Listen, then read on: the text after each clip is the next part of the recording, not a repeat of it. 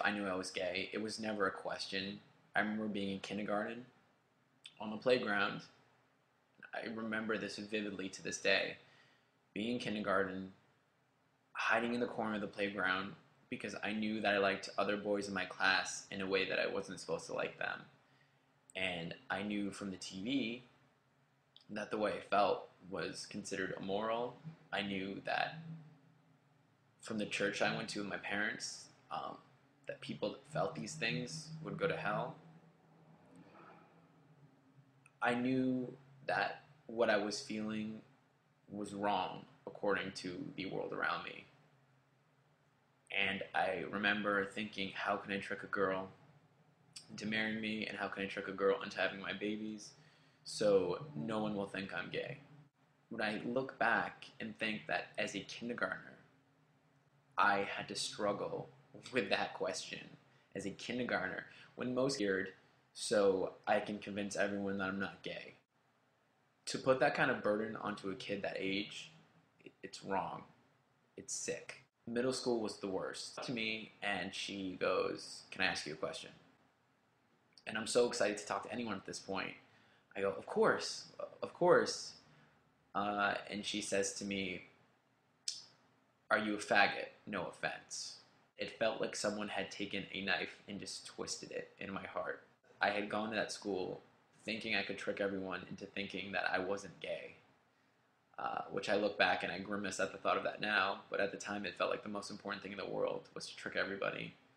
And my cover got blown in the span of about 4 hours. Until my parents pulled me out to homeschool me, it was pretty relentless. Every day I would have someone say, "You sound so gay, Calvin. You walk so gay, Calvin.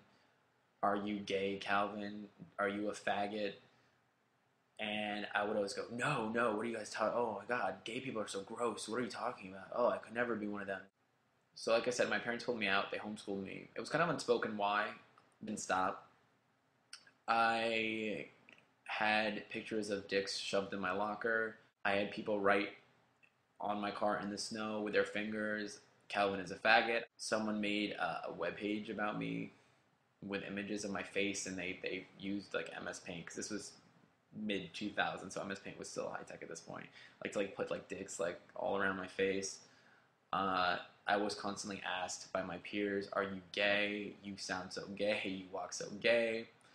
All these things that I've been hearing all my life. I remember finishing up high school thinking, it can't get any worse than this. Every day I didn't want to do my homework because I didn't want to go to class the next day. I couldn't focus on school. I couldn't focus on sports. I couldn't focus on anything other than this fear that I had to hide who I was. So then, "Calvin, you sound so gay. Calvin, you look so gay. Calvin, you walk so gay. Calvin."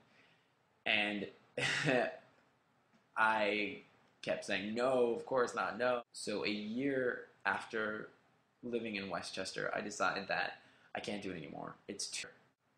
I look back on who I was when I was closeted, and I don't recognize that person. I don't. It was honestly another life. I cannot put myself in those shoes again. You cannot pay me to go back. I just want to promise you that it gets better. And I know I'm only 22, so I am still really young, and I'm still learning a lot about myself. But coming in at 19 changed absolutely everything. And moving to a city changed everything. And if you're in the middle of nowhere right now, just like I was, and if you're struggling with your sexuality, or you know you're gay, and people are struggling with your sexuality more than you're struggling with your sexuality, I promise you that life after school is easier. Having to have a real job sucks, but you will get to be yourself. Nobody has the right to tell you that if you wait, things will get better. They will, but you shouldn't have to wait. So if you're watching this and you're straight and you overhear bullying or you see bullying, stand up and say something. It's not the time to be silent, because one person standing up for you makes all the difference in the world. I've been there. It's the world's worst feeling. If I could go back and stop all the times that I saw bullying of other people for their sexuality or for their weight or their skin or anything, I would go back and do it. I regret that so much, that I wasn't brave enough to stand up when it really mattered.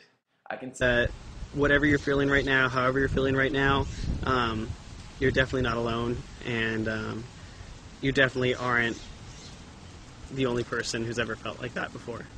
Not too long ago, I was probably just a couple years ago, I was 14 or 15, and I was still just coming to terms with the fact that I was gay, and it was just so difficult going day to day, knowing that so many of the people around me had no idea what it was like for me to struggle with issues like hearing "that's so gay" in the hallway, or hearing people call each other faggot.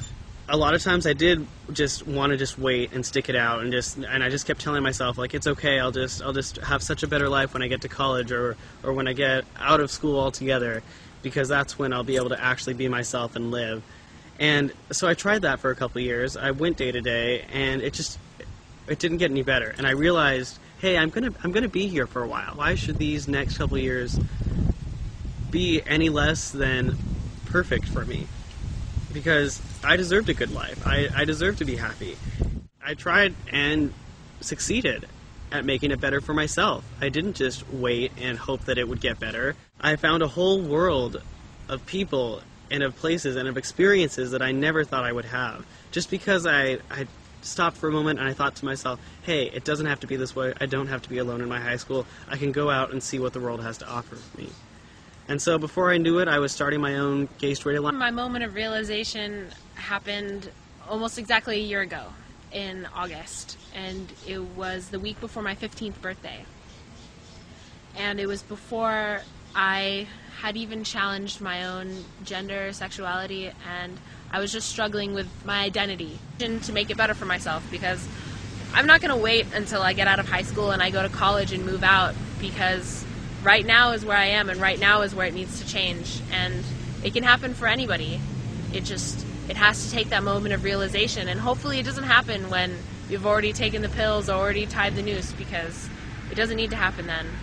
And I'm just thankful that I figured it out when I did, and wish I had figured it out sooner, but now that I have, I made myself a community. I have made tons of new friends from all over the state through my work for LGBT rights, for safer schools, and again, by choosing to make my own life better and my own climate better, because, you know, it needed to be, I've succeeded in making it better for other youth. And so Isaiah and I want to step in now. We know that it wasn't acceptable for us to just wait around and just wait for the world to get better and accept us, because we have the power right now. We made a difference, and we wanted and did accomplish so much for ourselves and for so many others like us. And so whether it be doing something like challenging yourself to make a new friend every week, or even, you know, starting your own Gay Straight Alliance club, or talking to your school administrators, or no matter what it is, we want you to know that you can make your life better now. You don't have to wait. There's no reason to just sit around. You can get up, whether it be today, tomorrow, just as soon as you can, try and make the world a better place, because no matter what you do, how big, how small, it will make a difference. And you're definitely not alone. You're on the internet right now, you're watching this video, you can totally just go to Google. You'll find so many things that you probably had no idea existed. So many people who want you to succeed, who want you to be happy right now, and we have power right now, and we can use that to make it better right now.